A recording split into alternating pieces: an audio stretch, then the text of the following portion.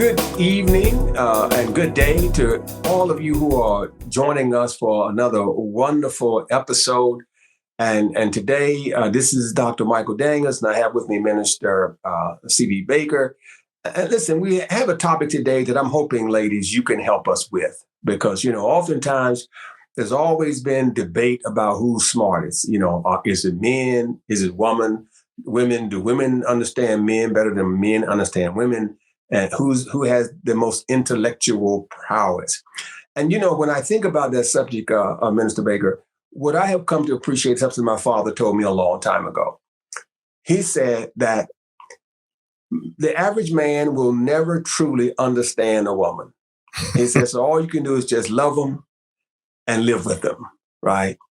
And so something that has dawned on me is that, while I think one of the problems that we always have when we have this debate about who's smartest is two things. Number one, we really haven't gotten enough information from women oftentimes, so we will know how to present ourselves in a way that shows them that we understand them, or that, we can communicate on their level, So when you think about simple things like, for example, the Me Too movement, right?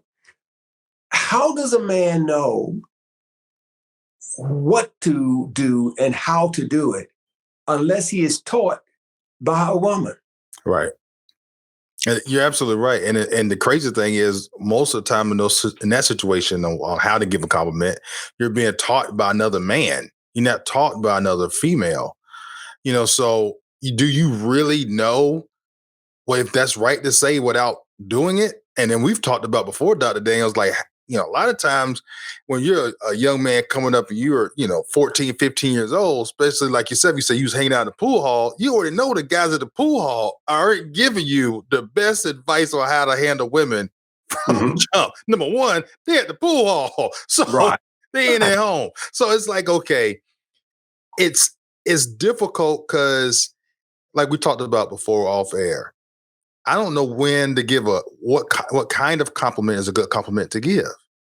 And now I can take ownership to the fact of I have never asked another female that question. Like, what type of compliment would you be okay with? Which one you'd be okay with? Now, granted, I'm married. So when the compliment I give my wife is I look at her and I laugh, what she got on. Like, "Ooh, you look good, girl." But now that's my wife. Now, I already know off the top of my head that you don't do that to another woman, even if you're single, right? To another female, that comes off the wrong way. But to my wife, we got a relationship that she understands I'm joking and playing. She looks at me and smiles. But that's my wife. How do we know what type of compliment to give to other women as a single man when you're single, or just as a married man giving a compliment to another female? Like, how do we go about doing this, Dr. Daniels? What is the cheat code to get us out the doghouse before we get in there, to prevent us from getting in there?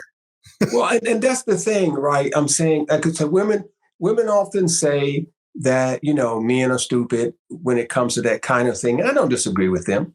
But that's the important point is that it would seem to me that most people would like to know or feel good about themselves. You want to hear something nice about you. A nice compliment goes a long ways, right? It does. But in today's society, and I think even in times past, the question is, what is okay? If a woman, let's say, has a nice hairdo, right? Well, is it okay to say to her, that style of hair looks nice on you? Is it okay to say to her, that outfit you're wearing is very striking, without her feeling that you're trying to come on to her? You know what I'm saying? Right. And so I think oftentimes we seem, it puts you in a position where you really don't know what to say at times, And I think from that standpoint, I wish, and I hope the ladies that are watching us today and listening to us today will comment on this, because I wish someone would help me to understand. I'm reaching out to the female population. I wish someone would help me to understand what constitutes an intelligent man. How do women view men to be intelligent, right? Because I got to tell you, I don't always know. I don't always know what to say that comes across as intelligent and what not to say. And so you find yourself in a very precarious position, and of course, there's a generation, difference between the two of us. But, um, see, I basically think that we're all equally intelligent. I think that we all don't always come across as equally intelligent. Right. I think they're genius women, they're genius men. There are unintelligent women, unintelligent men. But it's hard for a man to come across as intelligent oftentimes because the perception doesn't necessarily meet where he really is in life. Yeah. And you also have that preconditioned notion in there too as well, that if another man did something, gave you an inappropriate compliment, and you kind of just brushed it off, and then now another man comes to give you a compliment, you kind of just, you don't take it the same way because you already got a negative taste in your mouth from the other person that gave you a compliment, right? Mm-hmm. And it takes me back to that. I know the listeners may remember this. Amari Hardwick, who plays the character on Power, St. Patrick, he was at an award show and leaned in and kissed Beyonce on the cheek. And I remember my wife went nuts, and all the women went crazy, like, how he gonna do that? That's disrespectful. And I was like, I've been with other guys before that said when they greeted people, they kissed them on the cheek. Mm-hmm. Where was the problem? Mm-hmm. So, but I said, I was flabbergasted, but by me asking the question I asked that way in that tone, then I got heat put on me for even remotely saying or implying that I felt like it was okay. But I'm like, I want to know, why wasn't it okay? Was it disrespectful to Beyonce? Was it disrespectful to Jay-Z? Should he have not done that? Did they not know each other well enough? Now, that part we would not know unless we're personally know them.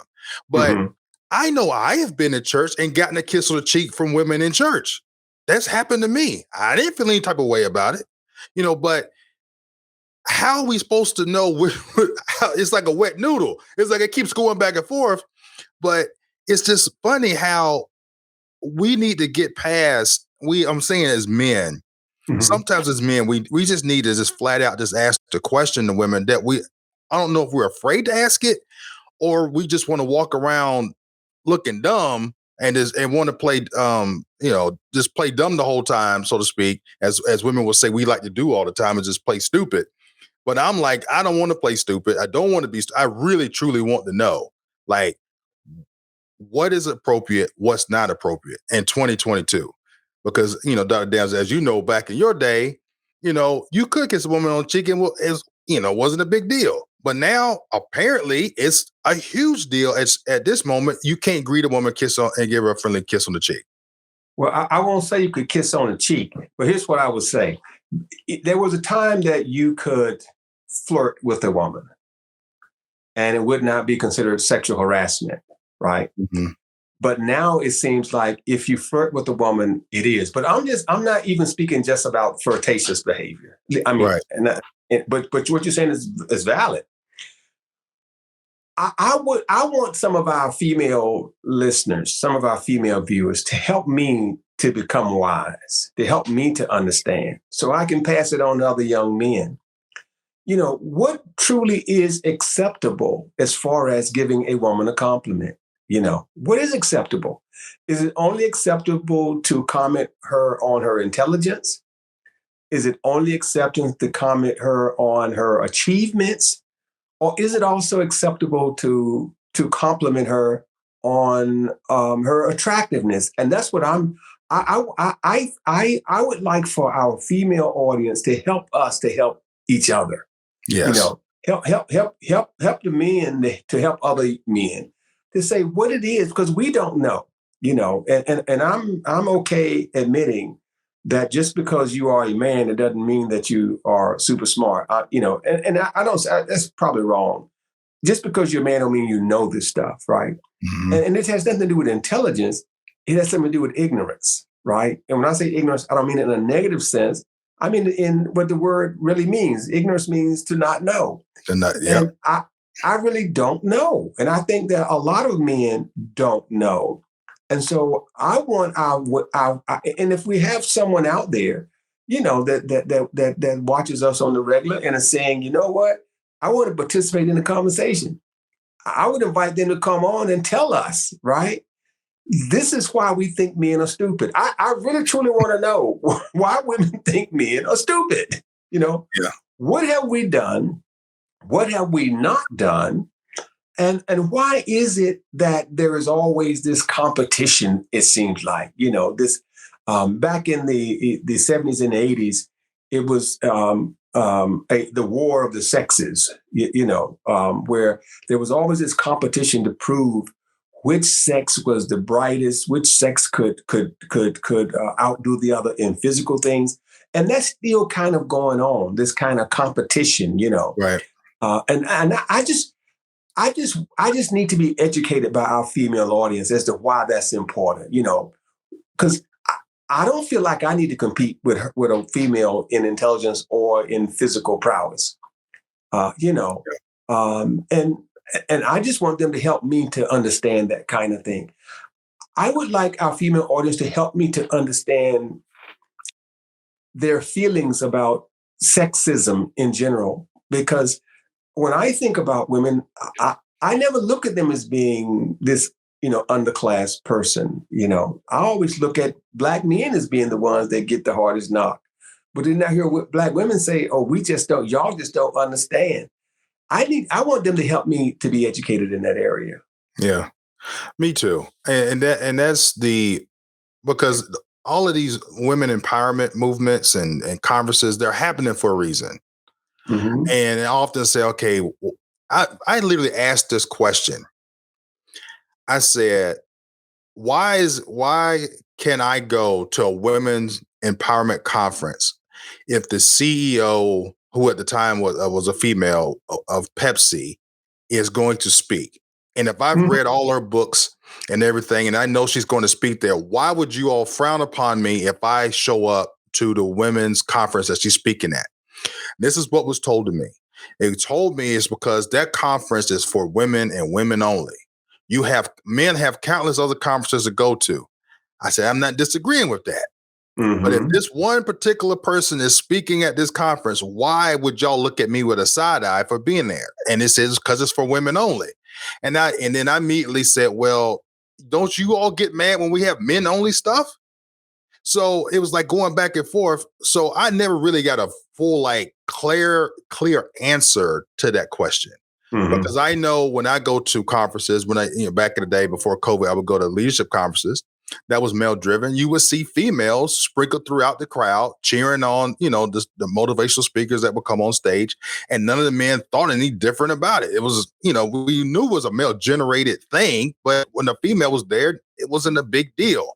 So Mm-hmm. that's one thing I would like to discuss. If we are going to have those type things and have those type discussions, I want to know why, when we have the women empowerment movement, why is it frowned upon if a man wants to come to that, not to hit on women, but literally to hear other women in leadership speak so we can understand what women are going through. So maybe we can be a help also to push the cause ahead versus being behind the scenes and not really knowing, or behind the eight ball, not knowing what's going on to be able to help everything out.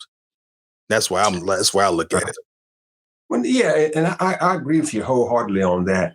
And I think about, for example, my experience with who I consider to be strong women, right? And like my mother, for example, strong woman who I thought was extremely intelligent. Of course, I think my sisters are extremely intelligent as well, but I just my mother kind of like the quintessential, independent, Nubian princess, right? Or queen, I should say.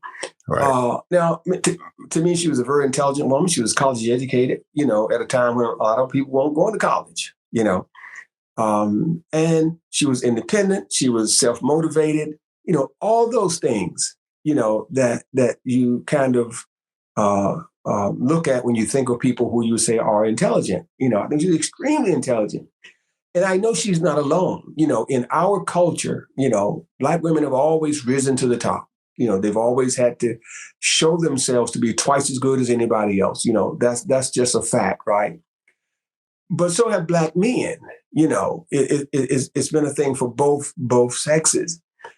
And I do agree with women when they say that, oftentimes Black women don't always get the acknowledgement for their accomplishments. I agree that too. Agree with that as well. But I also say this is that still does not, in my opinion, it should not take away from Black men or any other individuals' accomplishments, right? So, when I look at women as a whole, Black, white, what have you, I look at women as a whole and I say to myself, right, is that women are in the majority, right? As far as numbers, they're in the majority. In most school systems, elementary school systems, you have more female teachers than you have male teachers, this kind of thing. They are dominant in the medical profession as far as nurses and respiratory therapists and EKG techniques, all that kind of thing. So their intelligence is there. We know they're extremely smart. So then the question is, to me, would be, why is there such a fight to prove how smart you are when you have demonstrated through your accomplishments that you are, Right. and why are we still struggling for that?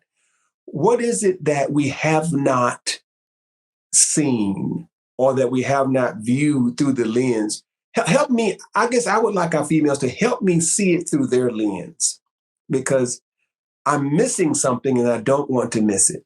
Right. And that's what I'm essentially saying too. I'm totally agreeing with you, is we are missing something, and I want to be able to see it and then understand it. Mm-hmm. It's the same notion that we always talk as Black men for like, say, police brutality and systematic racism. We want people to not only just listen, but listen to understand why it's that way. I want to know the same thing as well with women. Like, I want to understand. So therefore, I won't do the thing that I didn't know not to do ever again. And then I'll know why not to do it again. So then also we can break the cycle. So then I could teach my son, hey, you don't want to do X, Y, and Z. And let me tell you why. And because now I understand it, I can teach my son to not do it as well. And then if he asks his mother, the same type question, it's going to be echoed again. So the son would be like, you know what, you're right. And then even with my daughter, then I'll be able to tell my daughter, hey, if a man does this, you could, politely check them so they can understand that you're not going for that. And then we're good to go. So it's like that understanding not only helps right now, but it can help in future generations down the road. That's really important for us to understand. And once we get this communication, like you said, wall broke down, and we can both, and for men, understand our blind spots, that's a huge ordeal. Like, once you know your blind spots, you know what to look for going forward. Right. And hopefully that will eliminate this war of the sexes, so to speak, because I tell you, here's one of the things I've often heard, and that is, that if a man had to have, if men were responsible for having babies, that the population would be zero growth, because men couldn't take the pain, they couldn't take the pain. Now, again, I've never had a child, so I don't know what the pain threshold has to be. But I do know that men do suffer pain, they suffer gunshot wounds, they suffer broken bones, and even play through it, in Right. sports and Right. in wartime and all those kind of things. But it just strikes me as that, I've always questioned this, is why is it there seems to be a need to emphasize, that the female that she can take more pain than a man can, right? Or it's like sometimes I hear people say this, if a man catch a common cold, it's like dealing with a little baby. He, Yeah. I mean, I think to myself, well, I know that I have gone to work with a temperature of 102, Yeah. and should have stayed home, but it went anyway, Right. uh, and the various other things, So, but why? I guess I'm trying to help. I'm trying to help help myself understand. So I need to know that from the opposite sex, from the female. Is that why is that such an important dynamic to prove that you can bear more pain than I can? That you really are stronger than me pound for pound. Why? What is the benefit to Yeah. taking more pain than me? I don't want to take any pain. Right. As a matter of fact, I'm hoping they'll make some kind of medication so the next time my sciatic nerve acts up, it goes away right away. Right. But I don't, but that seems to be that constant, thing about, proving one thing or another. And I accept that childbirth is probably painful. I mean, I accept that. Lord knows, I don't know, but I accept it must be. But that doesn't mean that, men are babies when it comes to pain. So Right. I guess what I would like, I would like help in that area as well. Why do we still have that struggle, that war of trying to convince the other party who's the strongest, and who can take the most pressure, and who buckles on the pressure, who's the most emotional, and that kind of thing? Because I wonder, why do we even care? What is the benefit in saying one is more or the other? Who decided that made you better if you can take more pain? Yeah. Or if you can take more stress? Now I'm gonna ask you a question. I'm gonna flip the script because I can't help but ask a question. I'm gonna ask a question. Mm-hmm. All right. So in this scenario, I'm gonna ask if men could have children, and let's say when the person gets pregnant, the couple gets pregnant, it's a 50-50 chance between the Mm-hmm. female getting pregnant and the male getting pregnant. Do you think that would just a 50-50 chance of a man getting pregnant, do you think that would curtail children out of wedlock, lower the amount? Well, see, that's hard to say, and I'm gonna tell you why. Because I've been a man all my life, so I can only answer as a man, right? Right. Right. I've never had a desire to have a child. Right. You Right. I've never had a desire, Right. but most women do have that desire. You know what I'm Right. saying? So it's like, how do you say, well, would I want to do something that I've never wanted to do? That's what to It's, do. it's not Right. because of the pain I don't want to do it. I just have never had the desire to get pregnant. Right. It's just not something I wanted. Now, have I ever wanted to do something that I knew would cause me pain? Yes. Right? Every young boy I know, I shouldn't say every, 90% of the young boys that I grew up with wanted to play professional sports. Right? Mm-hmm. Right. And they wanted to box, right? Yep. They wanted to be professional boxers. So if Yep. I'm going to be boxing you, I got to be able to take a punch that will knock me out. Yeah. Right? They won't be professional football players. They had to take a shot that might kill you, because back in my day, you didn't have all the equipment you have right now. Right. And Yeah. it was Jack not Tatum unusual right for there. guys to come down and get killed running down the field, right? Right. But they still wanted to do it.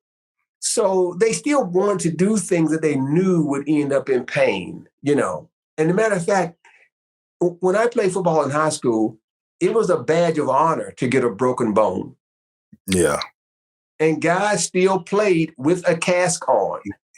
Yep. Okay. So I guess that's why I'm saying, it's hard for me to equate the two, because I've never wanted to have a baby. Right. Yeah. But that's a nurturing difference, I believe. Women have that nurturing embedded in them, whereas men don't seem to have that. Yeah.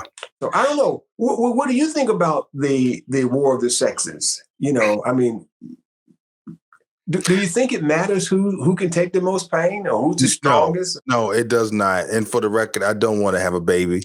I've watched two births, and I saw the pain my wife. To think about wanting to go through that. Oh no, no. It's, and yes, now I don't get sick often, but when I do get sick, I am like a little baby. That part I could agree with, Now, when I'm talking about sick, I'm talking like I got the flu type sick, or COVID type sick. I'm down for the count. Now, a sniffle, I can push through. But for as us even having to have this conversation is basically, in my opinion, crazy.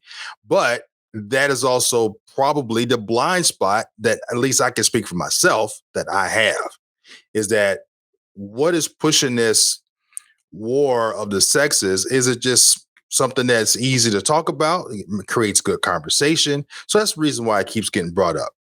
What's that? Men are from Venus. What's the famous book? Men are from Mars, women are from Venus. Venus, right. So it creates really good conversation, but at some point, is the conversation productive? Or are we just fussing back and forth and nobody's really listening to either party? And what I think what me and you are saying right now is, we're here. We want to listen. We want you to drop those comments in the comment box, send us DMs, and just ask us the question. And hey, the platform you're watching us on, we can now add you to the platform.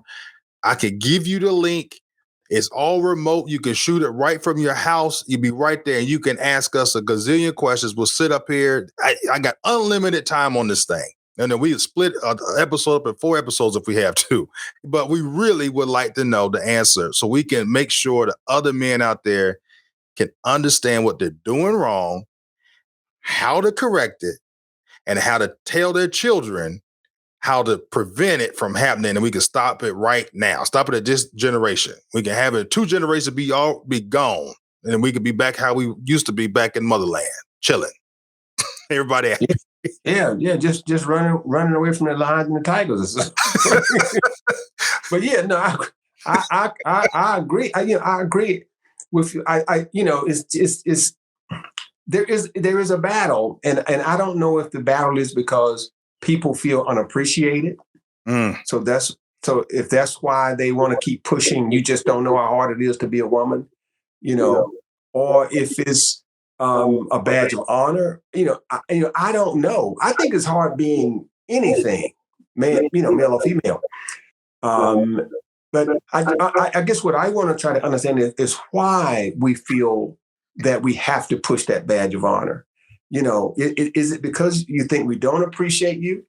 That you have to keep reminding us that, how painful your life has been or is because of us, but also would like to know, at what point can we just all say, hey, we're on this earth together, and we don't have to compete for the role of being important, right? That kind of thing. Because, like you say, we all want to live in harmony. We all want to live together, and we all want to do what's right.